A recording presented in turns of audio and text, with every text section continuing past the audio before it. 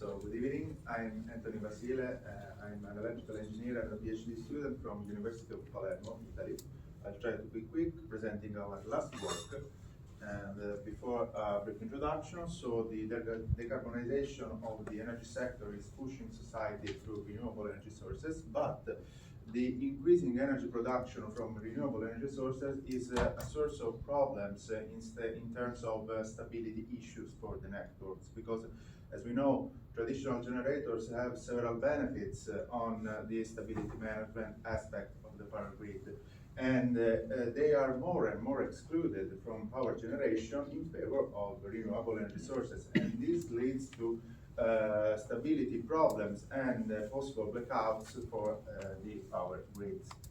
So these problems are even more prominent in small islands, and because they are mainly detached from the main grid, and this is the case of our case study. So our goal with this paper was to find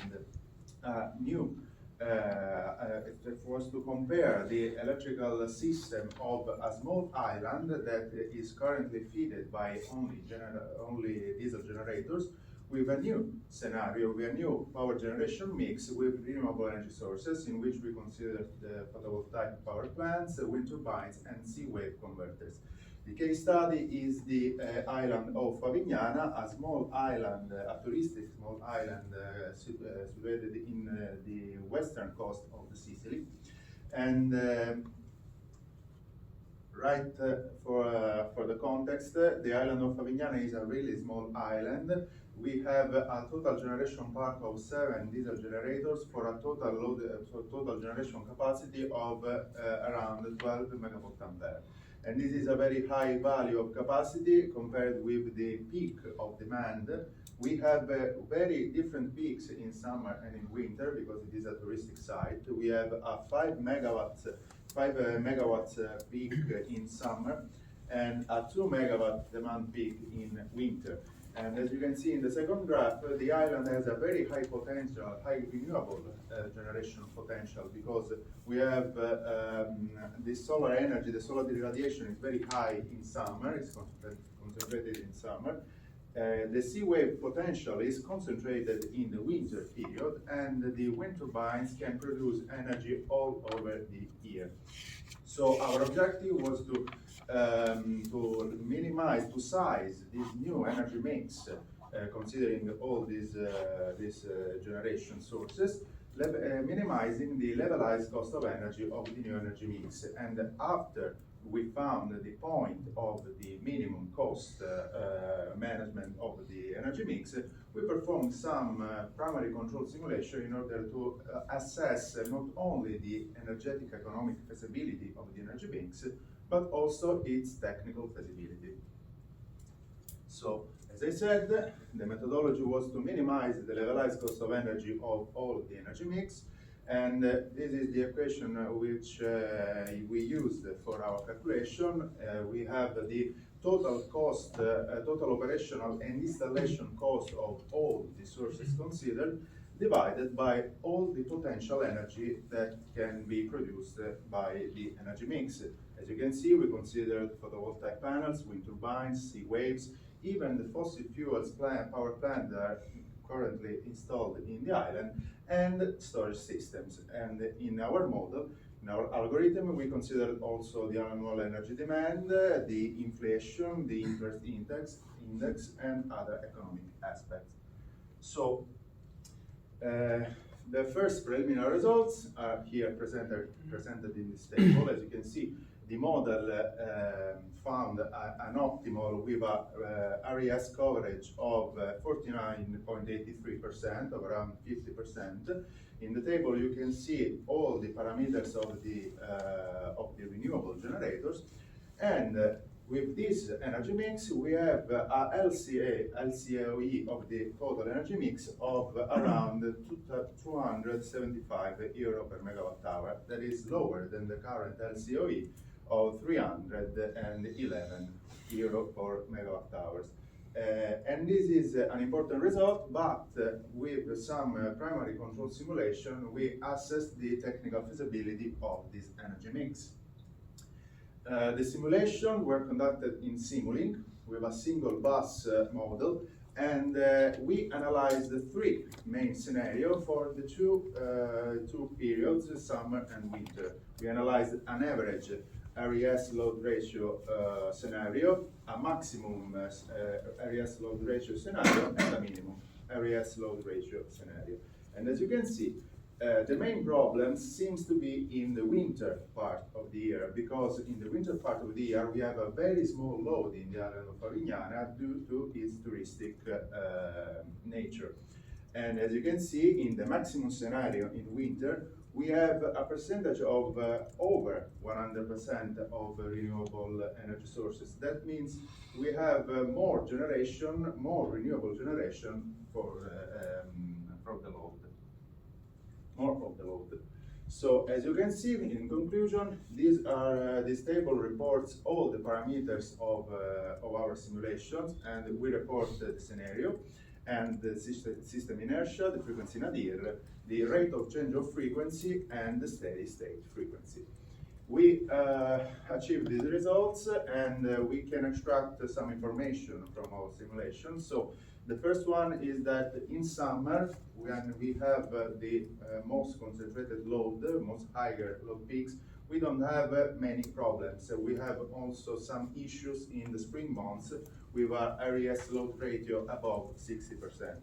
But in winter, the situation is worse, because we have, in average, the column winter average, we have very worse parameters of frequency nadir, above 51.5%, and a very high rate of change of frequency, 4.75 Hz per second.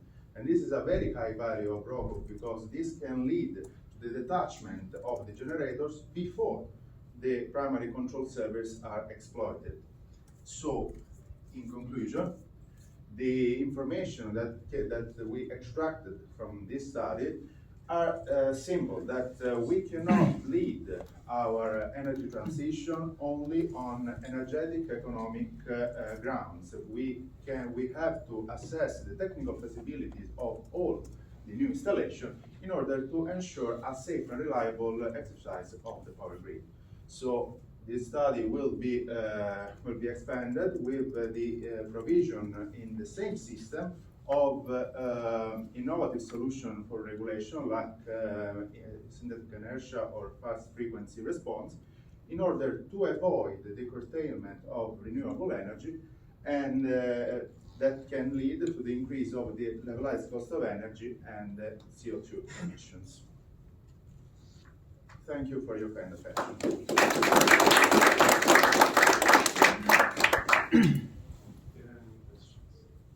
Thank you for the nice presentation. So I understand that even in scenario with renewable energy sources, you maintain some diesel generators, right? Yes. Yes. To do all the grid forming and the... You mean in these scenarios? Yes. Yes. Yes.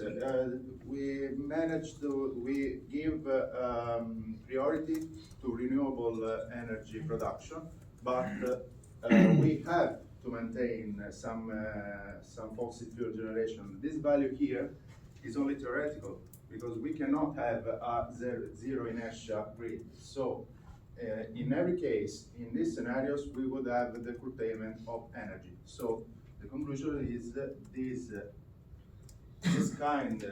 value here is not feasible, because it's only based on energetic and economic conditions. You could, however, and I see it in pilots in other countries, consider storage instead of maintaining the diesel generators, right? So yes, as you can see here, we considered also some batteries, but we made a little economic analysis in order to achieve a feasible value of storage system. We cannot expect a very big storage system in an island like Favignana, so we need fossil fuels.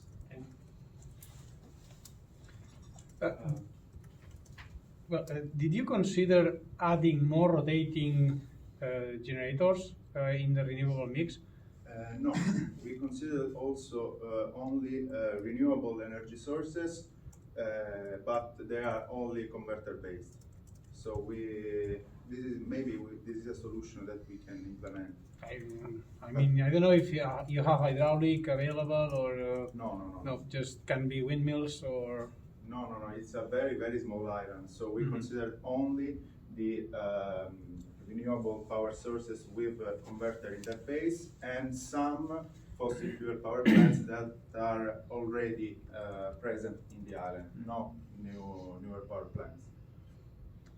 It's complicated to make any similar because, for instance, in the Canary Islands, La Gomera had also similar issues, and it's fully renewable. Some days in a year, but it's fully renewable, and maybe perhaps you can find some parallelism or forget it. It's well documented, and there are many papers on that topic. Yes, all these problems are very common in all small islands, and Italy is very rich of these small islands, so it is a real issue for our country. I have a small question actually. You say that if you replace diesel generators with renewable sources, your inertia is lost and you cannot work on a zero inertia system.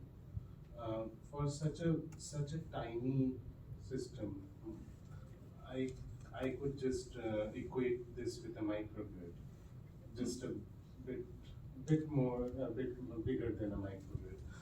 Do we really need, such strict frequency settings in such a microgrid, or an island system like this?